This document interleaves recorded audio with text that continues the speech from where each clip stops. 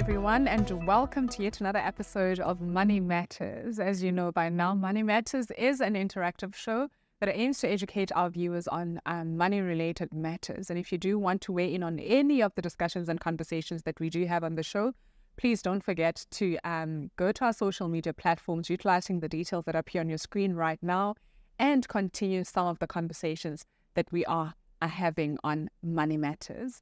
But today we are having a very exciting and interesting conversation that you may really want to, listen into, because we are talking the various sources of financing your business that are available out there, and knowing very well that, we live in a tough economic environment that actually requires us to tap into other means of actually raising income. And joining me on this very exciting topic is Dr. Mongezi Makalima, who is a business and executive coach.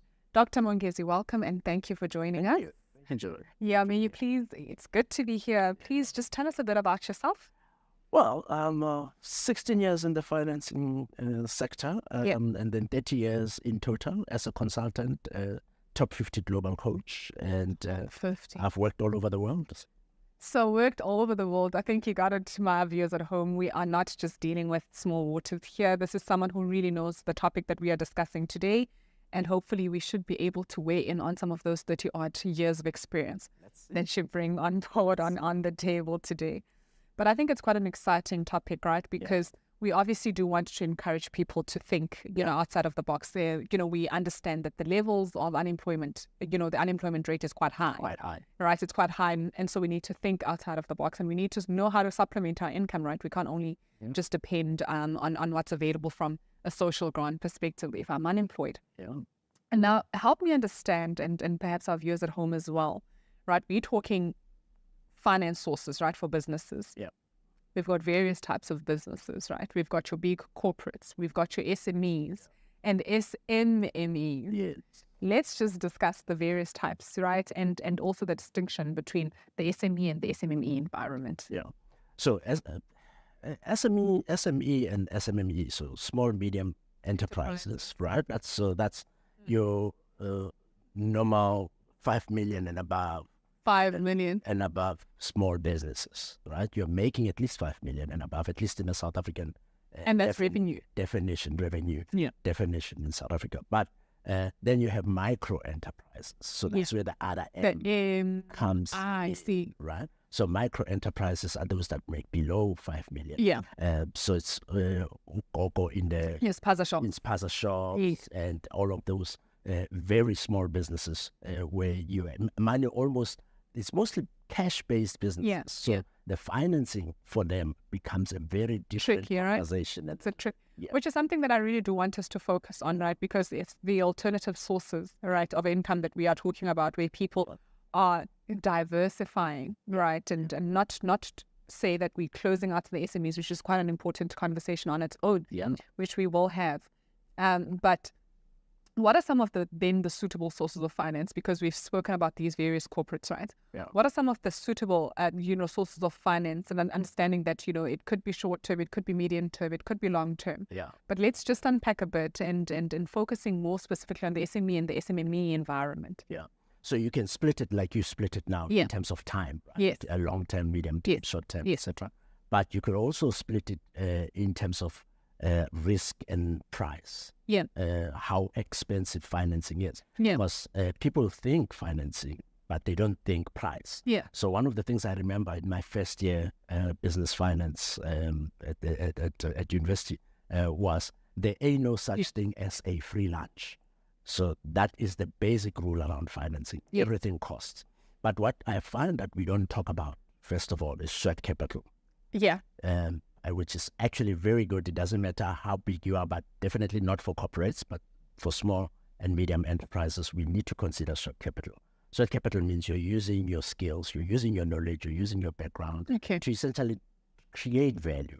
And I think that the word value is important, and we'll talk a little bit about it. Yeah. So you're creating value from that perspective. Then there is, so with sweat capital, I think I should expand a little bit that you're also using other people around you who have skills, knowledge, so you can negotiate. So it's a relationship capital.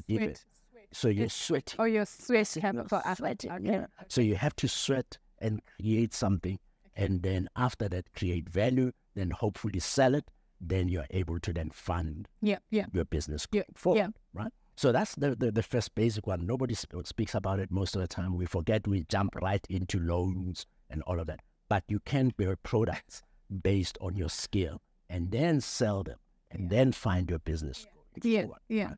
And then I think, of course, following that, so it's less risky, but more effort-based, the sweat capital. You have to, of course, we need to sweat it, right? Yeah, you have to sweat it quite a bit.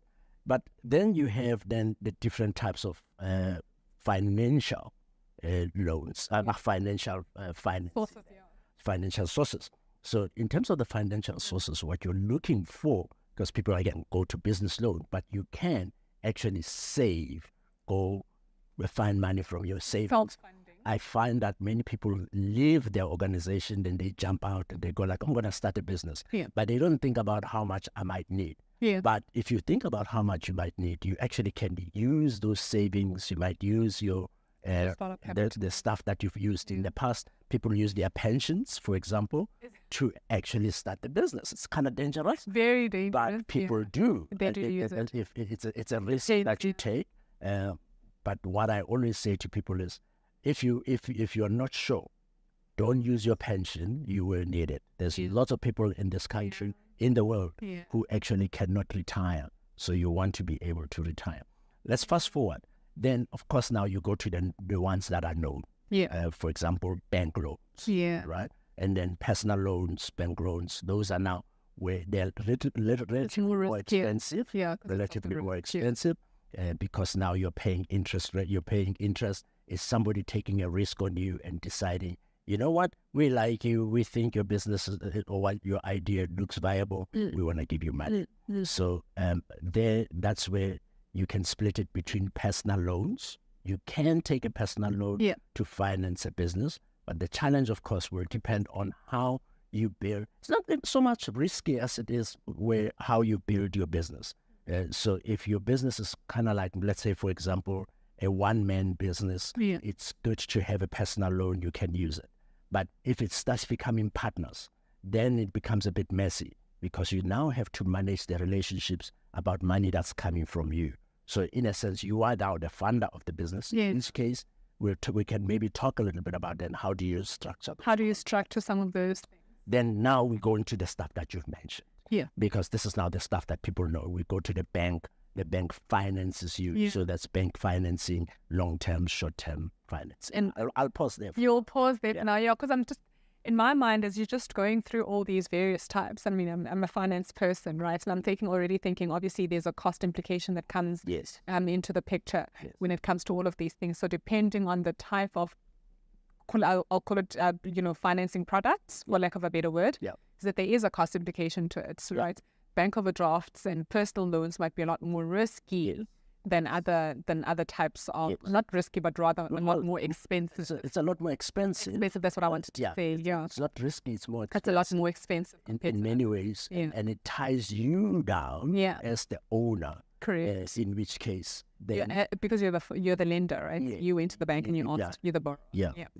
But also, it gets interestingly complicated. If you are married, for example, if you're married in community of property, then it's a bit of an interesting issue. You kind of have to speak to your spouse, and you can't just take the money because I've had those stories where people come to my business to my coaching practice, and they're fighting. They're fighting for money because he took the money and said, "But it's our business." But you can't until you speak to your spouse. You have to do it together. You have to do it together because you are bound by this contract that you've entered, marriage contract that you entered, right?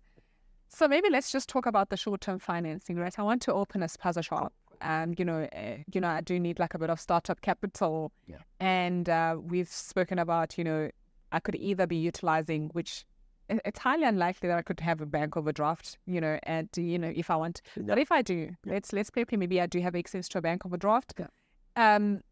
Why is it important then for me as a business person to really understand the importance of taking care of my credit, my credit profile, right? Because we're talking about, for me to be able to access credit, I need to have a good credit profile, right? Like the funders need to be able to trust me that I will actually be able to repay them.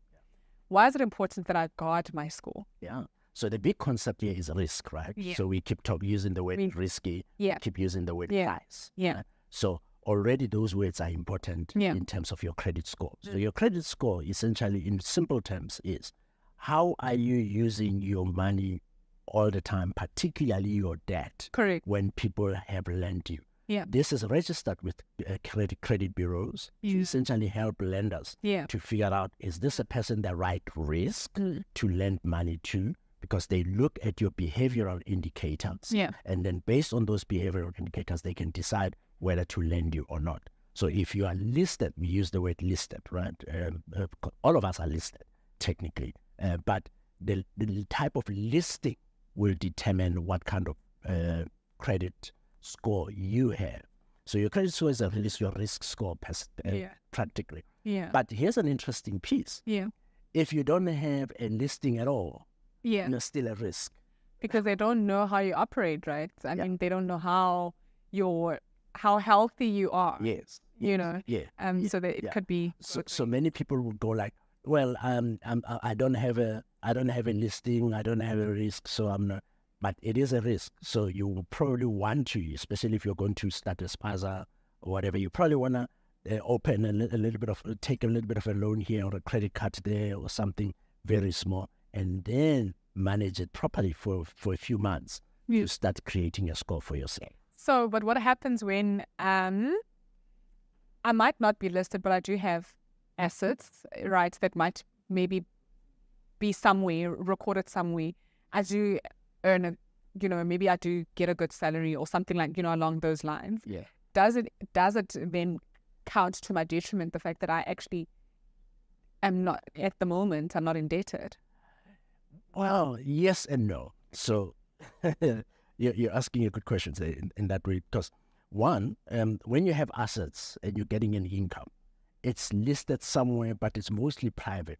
It's private information most of the time. So lenders don't have access to it. To the private. They depend on you to give them a pay slip. Correct. They depend on you to give them a bank account, because according to law, they can't just go into your bank account. Can't just go into your employer and say, give us this person. So that's one piece of information there. It's important, but they will have to ask for you to provide that. So that's already a risk for me as a lender if I have money, because I don't know how accurate that information is about your assets.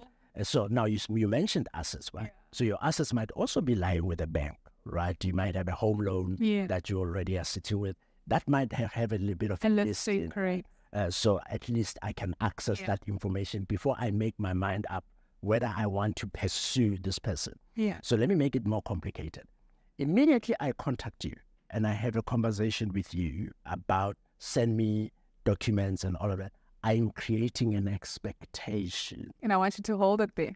I want you to hold it on you creating an expectation. But Mongezi, we have to take a break. But for your viewers at home, please do continue engaging with us. Please do come back after the ad break, because we are continuing with the expectations that Mongezi was talking about. But don't forget to tag us as you converse with us. #MM on SID, and we'll be back right after this.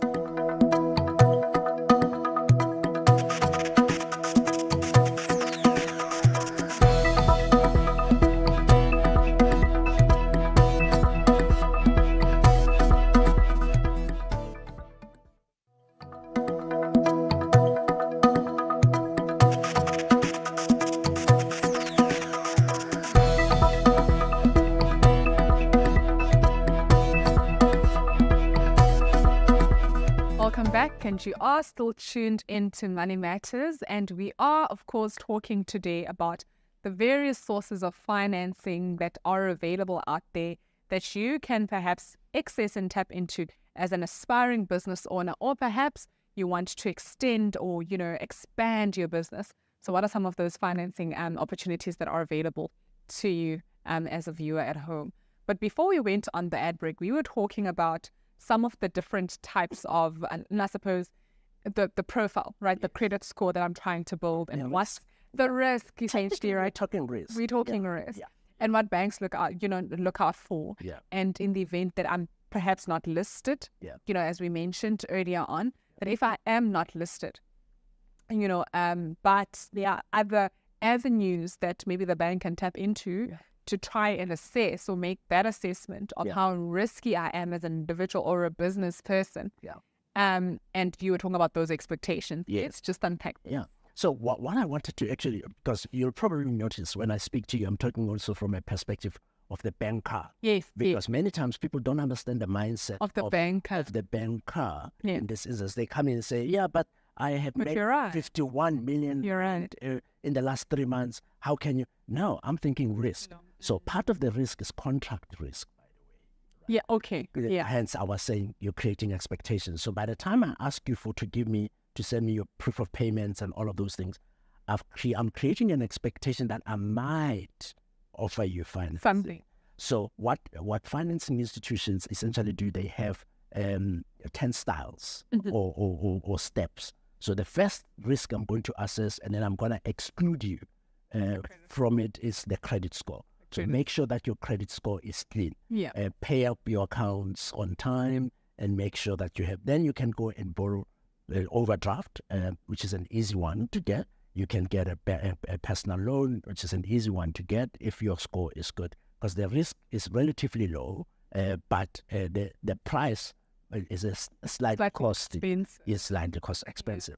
Then medium-term banking, medium-term banking then, or medium-term funding would be then where the business will now want to go a little deeper. Yeah. Because they're now not funding you as an individual, they're funding the business. a business. Yeah. So in that instance, I'm interested in how the business is going. So I need two parts of it, two pieces of information. If you're a single entrepreneur, I need to know how you conduct your own personal business, because your risk is, the risk of the business lies in you. Yeah. But then I'm also going to go into how the business is working. So I'm looking for assets. Does the business have assets? I'm looking for turnover. Does the business have turnover? And then I'm looking for consistency.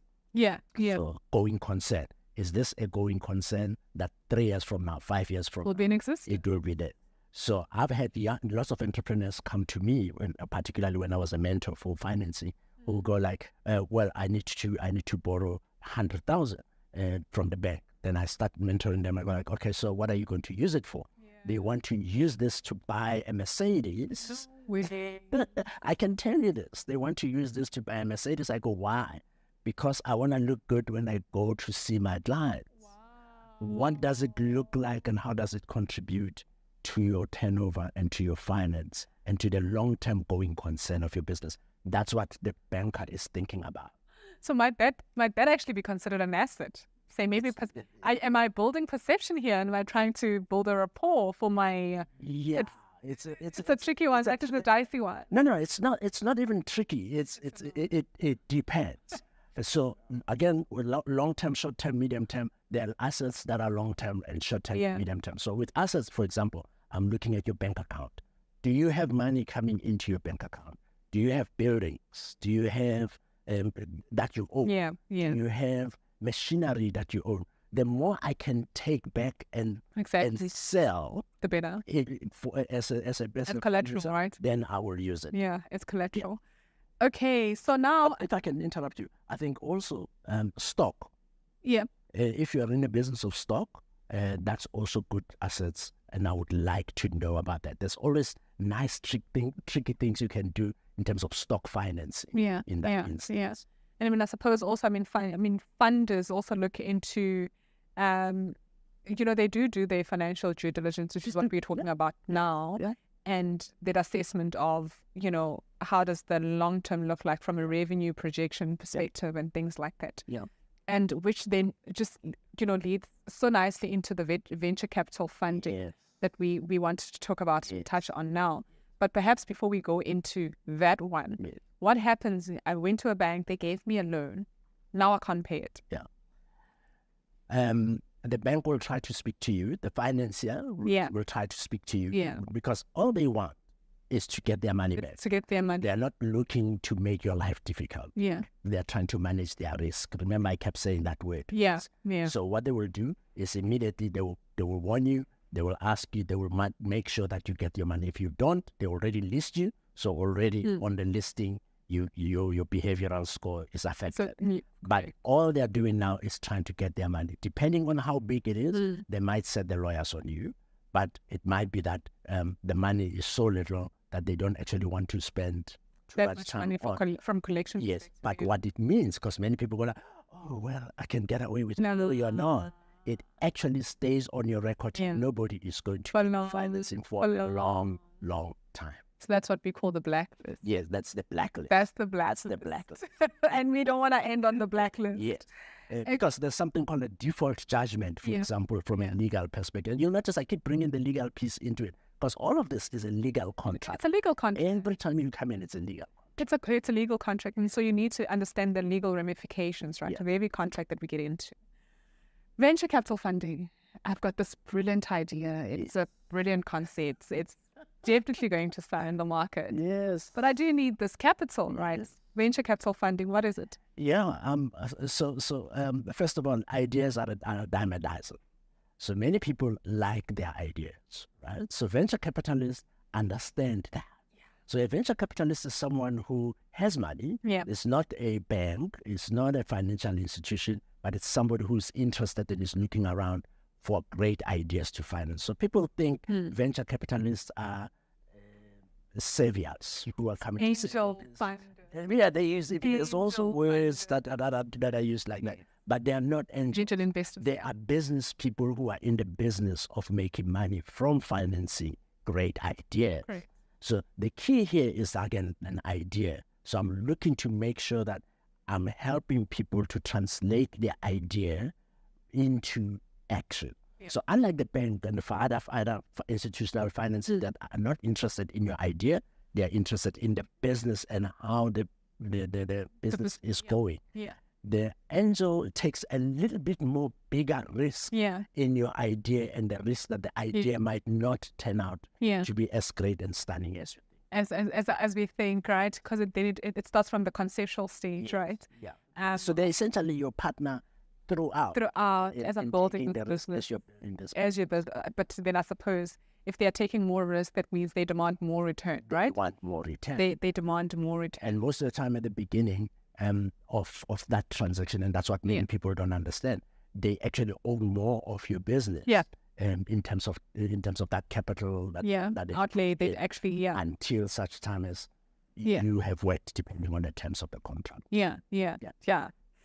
Sure. So be very careful. I suppose for our viewers at home, it's just also being very careful, especially when you do believe in your idea and your concept. Yeah. Especially when you've developed your idea into a concept. Right, and a workable concept is that understanding what some of those implications of the various funding that we are going after. So the further down you go into the idea translation process, the less maybe you want to talk to venture capitalists and more to the bank, more established institutional finance. I see. That's actually quite important, right? Because sometimes maybe that distinction is not there.